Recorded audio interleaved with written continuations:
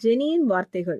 கிறிஸ்துவுக்குள் பிரியமானவர்களே, சில நேரங்களில் நம்முடைய பிரச்சனைகளை நாம் மிகைப்படுத்திக் கொள்வோம். சிறிய விஷயங்களும் பெரிதாக தோன்றும். நாம் எல்லாரும் இதை அனுபவித்திருக்கிறோம். அப்படி இருக்கும்போது ஜெனி தாம்சன் என்ற ஒருவரின் வார்த்தைகள் நம்மை சிந்திக்க வைக்கிறது.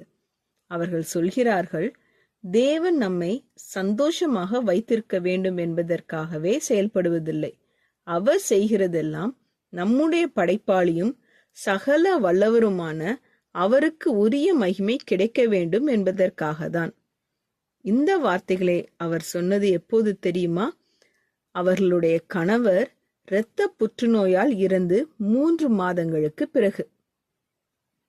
3 பிள்ளைகளுடன் இருந்த அந்த விதவை தேவனுடைய சித்தத்தை பற்றி ஆழமான பார்வையை வெளிப்படுத்தினார்கள். அவர்கள் மேலும் சொல்கிறார்கள், இந்த கடினமான சூழ்நிலைகள் இல்லாமல் தேவன் இவ்வாறு மகிமைப்படுத்தப்பட்டிருக்க முடியாது. ஆகையால் அந்த சூழ்நிலைகளுக்காகவும் நான் அவரை சோஸ்தரிக்க வேண்டும். இந்த வார்த்தைகள் நமக்கு ஒரு முக்கியமான உண்மையை வெளிப்படுத்துகிறது.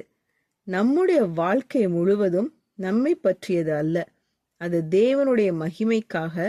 அவர்கள் மீண்டும் சொல்கிறார்கள், நாம் அவருடைய சித்தத்தில் இருந்து அதன்படி வாழும்போது சந்தோஷம் தானாக வரும் ஒரு விளைவு. அதனால்தான் எனது மிகவும் நெருங்கிய நண்பனும் என் கணவருமானவரின் கல்லறையின் அருகில் நின்று அழுகிறேன், ஆனாலும் உள்ளத்தில் இன்னும் சந்தோஷம் இருக்கிறது என்று என்னால் சொல்ல முடிகிறது என்கிறார்கள். ஜெபம் செய்வோம்.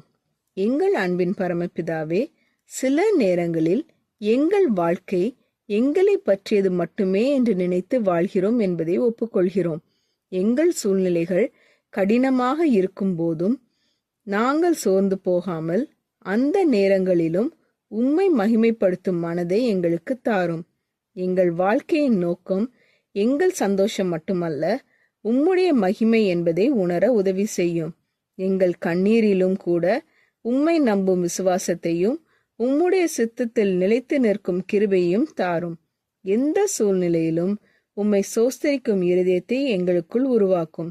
இயேசுவின் நாமத்தில் ஜெபிக்கிறோம் பரமபிதாவே, ஆமீன். இந்த மெசேஜ் 12 செப்டம்பர் 2024 நான்சி டிமோஸ் வோல்கமுத் அவர்களின் இயேசுவை தேடி என்ற புரோகிராமிலிருந்து எடுக்கப்பட்டது.